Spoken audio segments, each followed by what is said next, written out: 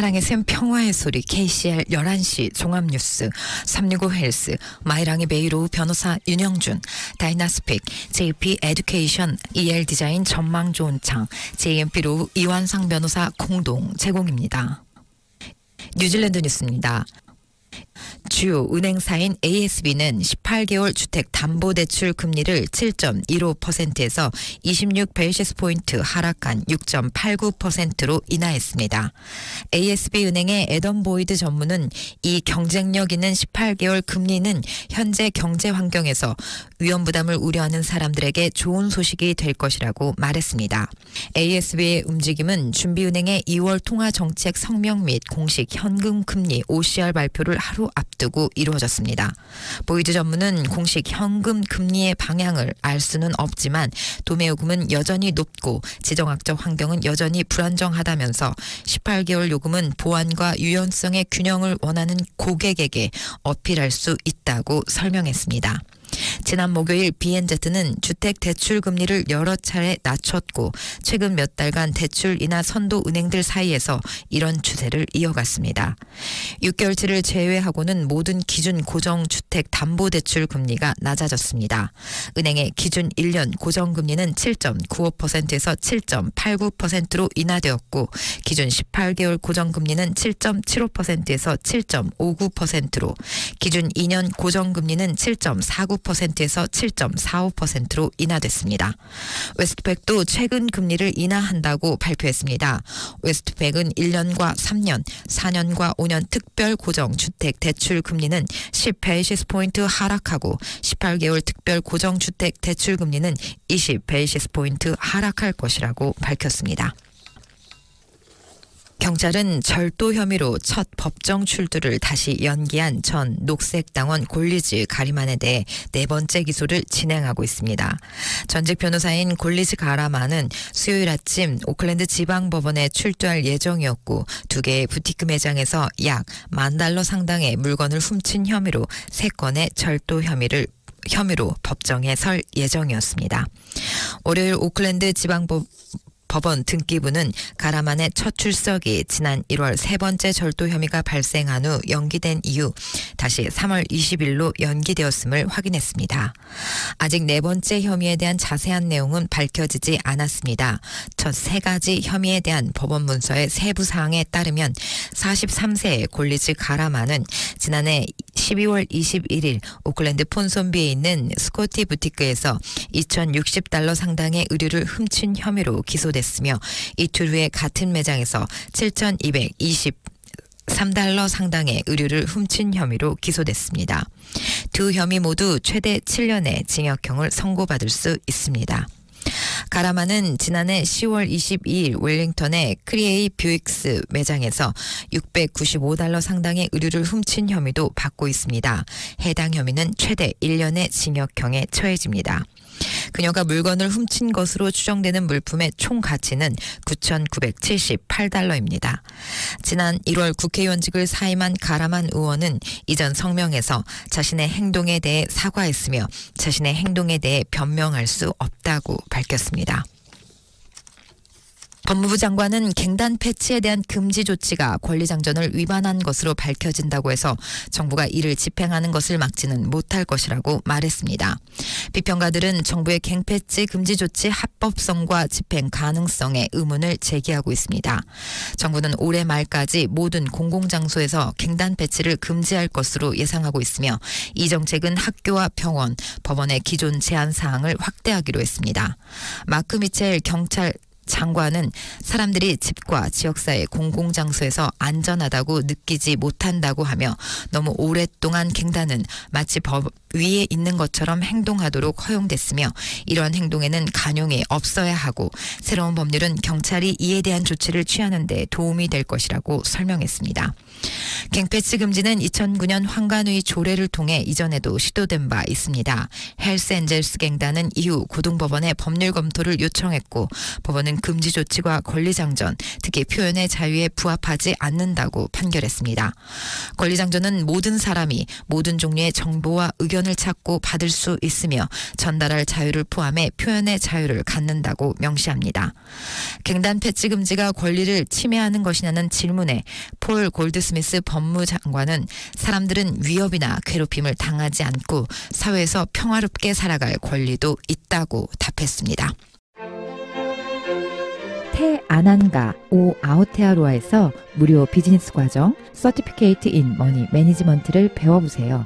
한국어 문의는 027-612-1297로 하시면 됩니다. 감사합니다.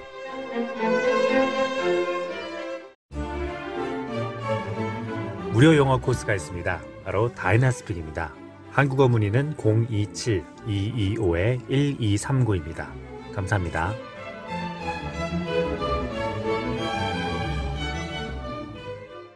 폴라 베넷 전 부총리는 2025년 오클랜드 시장 출마를 고려하고 있음을 확인했습니다.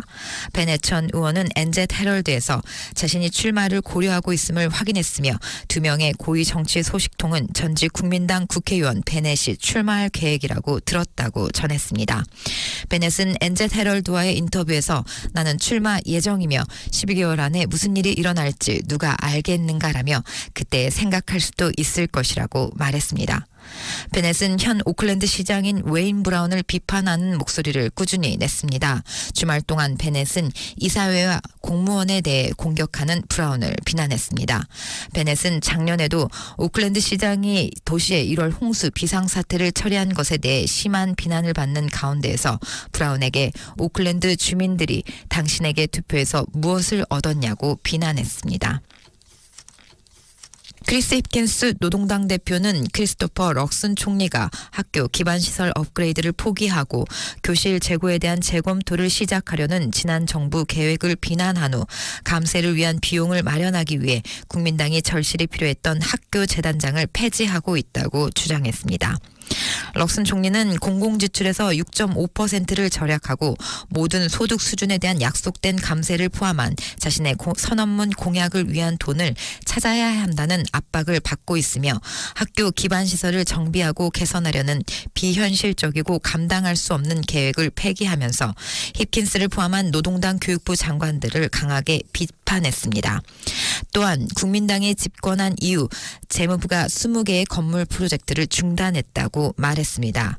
럭슨 총리는 6.5%의 절감액을 찾으라는 지시가 프로젝트 폐기 결정과 관련이 있다는 것을 거부했습니다. 그러나 11월 신임 교육부 장관 에리카 스탠퍼드에게 보낸 브리핑에서 교육부는 현재 학교 재산에 대한 지출을 줄이지 않고는 2% 이상의 저축액을 찾을 수 없을 것이라고 말했습니다.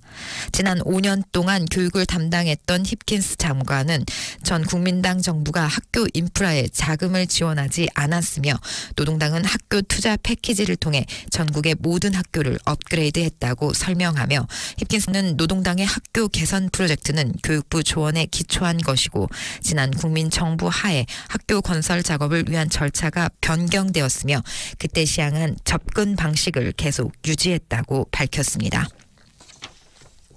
보건당국자들은 정부가 폐지할 계획인 금연법의 주요 측면을 유지할 것을 촉구했다고 케이시 코스텔로 보건부 장관이 기밀 브리핑을 통해 밝혔습니다. 코스텔로 장관은 담배 소매상을 6,000개에서 600개로 줄이는 현행법을 폐지하고 담배에서 니코틴의 95%를 제거하며 2009년 이후 출생한 사람들에게 판매하는 것을 금지함으로써 금연 세대를 만든 계획입니다. 새 법은 지난 정부에서 통과됐지만 주요 내용은 올해와 내년에나 시행될 예정입니다.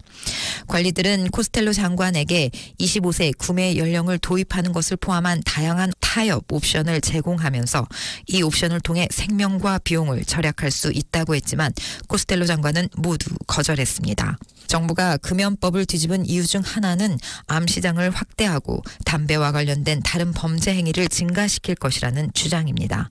보건당국은 담배 업계가 자금을 지원하는 연구를 독립적으로 조사한 결과 데이터 수집과 분석 및 발표에 많은 문제가 있어 불법 담배 거래 추정치가 부풀려진 것으로 나타났다고 밝혔습니다. 또한 보건당국자들은 장관에게 이번 7월부터 승인된 소매업자들만 담배를 판매할 수 있도록 허용하는 법을 유지할 것을 촉구했습니다. 로나 홀스테드 교육부관은 월요일 의회 교육 및 인력선택위원회에서 교육부의 5년간 36% 직원 증원 이유를 설명했습니다. 국민당 내셔널 파티 의원 칼 베이츠는 홀스테드에게 지난 5년 동안 부처 인력이 36% 약 1,900명 증가한 이유를 설명해달라고 요청했습니다. 홀스테드는 이 수치에는 어린이를 위한 전문 지원과 교사와 교장에 대한 조언, 학교 운영을 위한 위원 임명과 같은 법정 기능을 제공하는 780명이 포함되어 있다고 설명하며 그녀는 그 그룹의 성장이 인구 증가와 정부 정책에 의해 주도됐다고 답했습니다. 또한 교육부가 더 많은 교실을 짓기 위해 부동산 지출을 2배로 늘림에 따라 360명의 부동산 직원이 더 고용됐고 디지털 및 데이터 수집과 교사 공급, 학교 급식 프로그램 관리에 250명이 더 투입됐으며 학교의 새롭고 더 어려운 사이버 보안 문제에 대응하는 100명 이상의 직원과 주요 정책 검토 중에 80명의 정책 직원을 추가로 고용했다고 설명했습니다. 지금까지 전해드린 뉴질랜드 뉴스는 뉴스허브, 원뉴스, RNZ, 뉴질랜드 헤럴, 스토프, 인터레스tat, 커닷, 엔젯에서 간추렸습니다. 오늘의 환율 정보입니다. 뉴질랜드 달러화 대비 원화의 기준 환율은 822원 30전, 한국에서 보낼 때 830원 52전, 한국에서 받을 때 814원 08전입니다.